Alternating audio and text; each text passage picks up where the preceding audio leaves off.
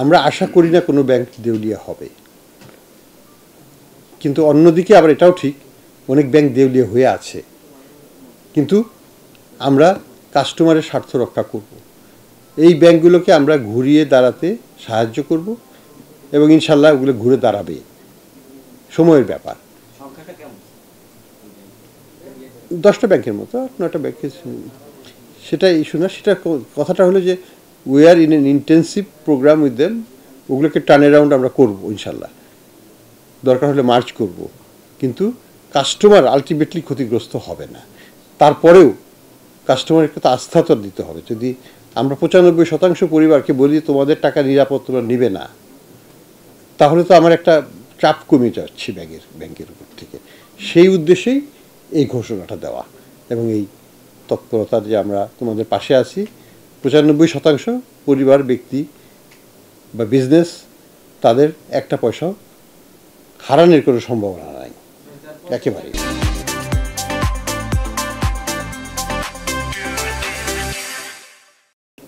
Up to 2 lakh. যদি আমার 50,000 টাকা থাকে আমি 50,000ই পাবো, আর আমার যদি 5 লাখও থাকে আমি 2 লাখ পাবো। এটা হচ্ছে কথা। হ্যাঁ, ইটস এ কাভারেজ। তা আর দ্বিতীয় প্রশ্নটা যেন কি ছিল? এক্সিম ব্যাংকের ইস্যুটা ছিল যে ওই পলিসিটা আমরা আগে নিয়েছিলাম, ওটার পরে আমরা এই যে ব্যাংক গ্যারান্টি স্কিম যেটা আমরা করলাম, ব্যাংক লোন গ্যারান্টি, এটা পরে করা হয়েছে, এটা তার আগের ব্যাপার।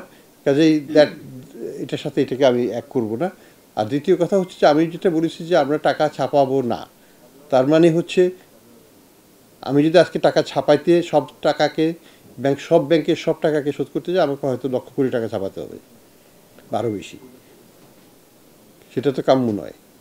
কাজেই আমরা ইনোভেটিভ ওয়েতে চেষ্টা করছি যে যাতে ব্যাংকিং খাতের লিকুইডিটি দিয়েই আমরা যাদের লিকুইডিটি শর্টেজ আছে তাদের লিকুইডিটি সাপ্লাই দেব, বাংলাদেশ ব্যাংক দেবে না আগামীতে, আর কাউকে দেওয়া হচ্ছে না, ওই ফ্যাসিলিটিতে কাউকে দেওয়া হচ্ছে না।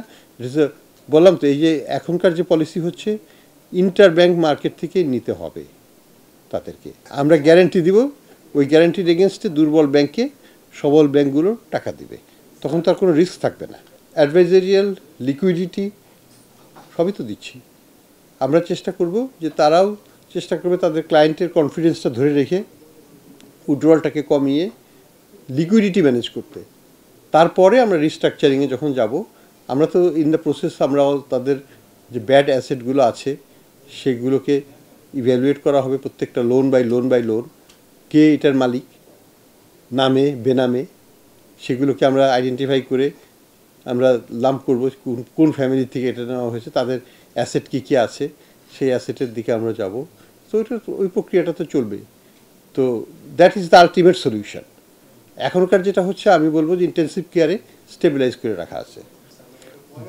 এটা হলো যে আমার ইন্স্যুরেন্সের প্রিমিয়াম না বাড়িয়ে আমি তাদেরকে দিতে পারছি, এরপরে গেলে আমাকে ইন্স্যুরেন্সের প্রিমিয়াম বাড়াতে হবে, সেটা আমি চাচ্ছি না, আননেসেসারি কস্ট বাড়িয়ে ফেলা থাকতে পারে। কিন্তু আমরা এখন যেটা দিচ্ছি এটা ইমিডিয়েট এফেক্টিভ